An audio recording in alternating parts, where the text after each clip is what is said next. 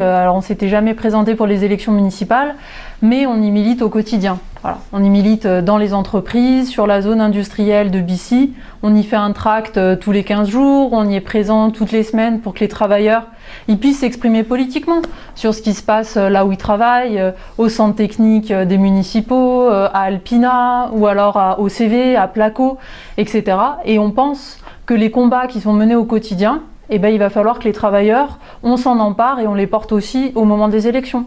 Les élections, de toutes les façons, c'est un moment qui existe et il faut que les travailleurs, ils y soient présents. Et nous, on est là pour porter ce camp-là, en fait. Faire entendre notre liste, elle s'appelle « Lutte ouvrière, faire entendre le camp des travailleurs », parce que l'idée, c'est que les travailleurs, ceux qui font tout fonctionner dans la société, il va falloir qu'on s'organise, qu'on se regroupe et qu'on se fasse entendre face à ceux qui nous mènent la guerre. Parce qu'actuellement, c'est ça. Actuellement, il y a les grands patrons, les industriels, les actionnaires. Cette classe capitaliste, elle nous mène une réelle guerre sociale. Et elle a dans son camp tout un tas de politiciens avec beaucoup de nuances, beaucoup d'étiquettes différentes, mais qui répondent tous toujours présents pour nous porter les coups, pour faire le sale boulot pour eux. Donc face à ces grands patrons qui ont tout un tas de chiens de garde, il faut que les travailleurs, on prenne notre sort en main et puis on fasse de la politique, qu'on s'en empare. L'originalité qui va être dans... Au contraire, on est fiers de notre étiquette. Parce que nous, on ne sème pas d'illusions. Nous, on ne dit pas « votez pour nous et on fera », parce qu'on sait que ça, c'est faux. Nous, ce qu'on dit, c'est les travailleurs, c'est nous tous ensemble, dans des luttes conscientes, acharnées, déterminées, qu'il va falloir qu'on se lance, si on veut enfin réussir à transformer cette société. Et cette étiquette-là, l'étiquette communiste révolutionnaire, on est très fiers de la porter. Il y a toute une histoire du mouvement ouvrier qu'on continue aujourd'hui. Et on sait que les travailleurs, il faut au contraire qu'ils aient une étiquette très visible. On ne la met pas du tout sous le paillasson. Parce que voilà, nous, on n'a pas à rougir de sales coups qu'on aurait fait comme les autres. Nous, on est persuadés que le capitalisme, c'est cette organisation de l'économie qui nous mène droit dans le mur. C'est la propriété privée des moyens de production. C'est pas l'Europe ou pas l'Europe, c'est pas le truc, c'est que là-dessus aussi, faut qu'on soit clair. Le problème de l'Europe ou pas l'Europe, c'est surtout le problème du capitalisme. C'est surtout qu'il y a une minorité de gens qui s'accaparent le produit du travail des travailleurs de manière générale, et que eux, l'argent qu'ils accaparent, ils le mettent pour défendre leurs propres intérêts. Alors déjà, nous, on tient à dire que on ne veut pas bien gérer les affaires de la commune. Parce qu'on sait que du point de vue des travailleurs et de ce qui nous préoccupe au quotidien, c'est pas par des décisions du maire ou du conseil municipal que ça se réglera. Simplement, aujourd'hui, les salaires, qui les fixe? C'est les patrons. Le pouvoir du maire là-dessus, il est inexistant.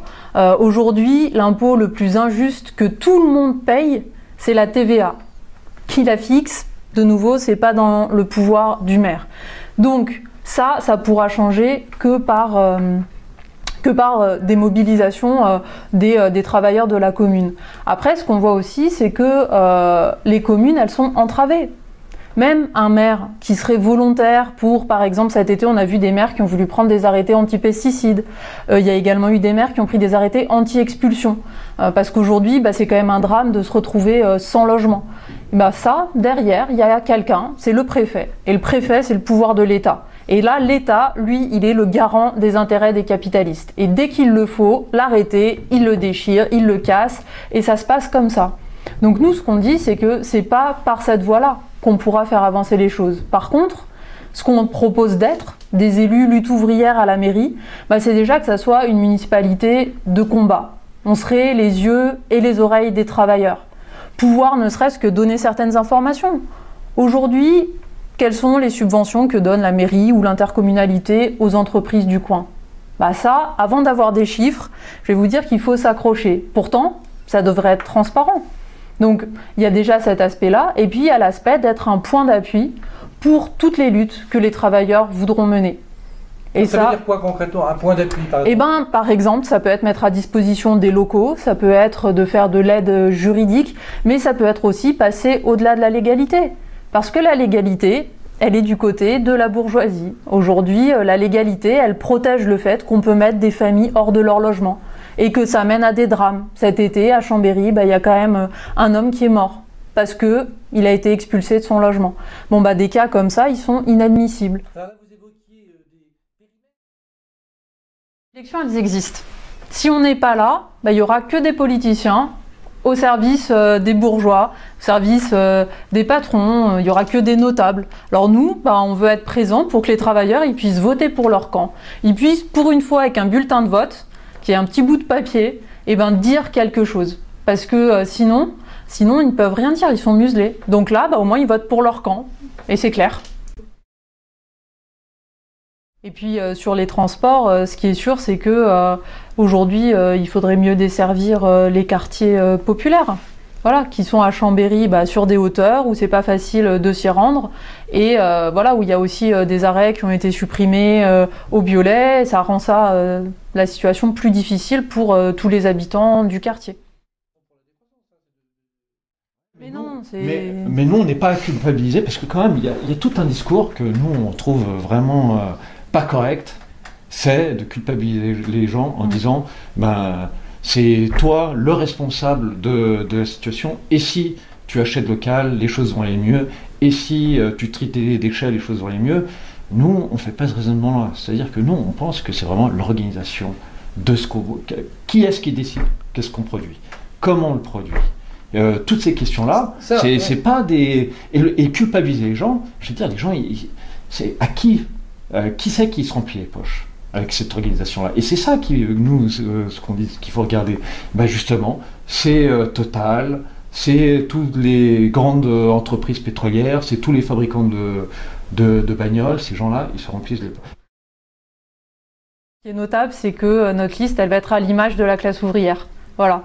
Il y aura tous les âges, il y aura beaucoup de métiers différents, du personnel hospitalier, des ouvriers du BTP, des aides-soignantes, des auxiliaires de vie, des étudiants aussi, et de tous les âges et de toutes les origines. Parce que voilà, la classe ouvrière, c'est cette diversité-là et on est fiers, voilà, de porter ça. Et aussi ceux qui sont avec nous dans notre combat au quotidien, mais qui ne pourront pas être sur cette liste, parce que aujourd'hui encore, quand vous êtes étranger, pas membre de l'Union européenne, vous n'avez pas le droit de vote ou de vous présenter. Vous pouvez bosser, vous pouvez être exploité, payer des impôts, mais certainement pas participer. Alors on portera leur voix aussi. Merci beaucoup. Merci.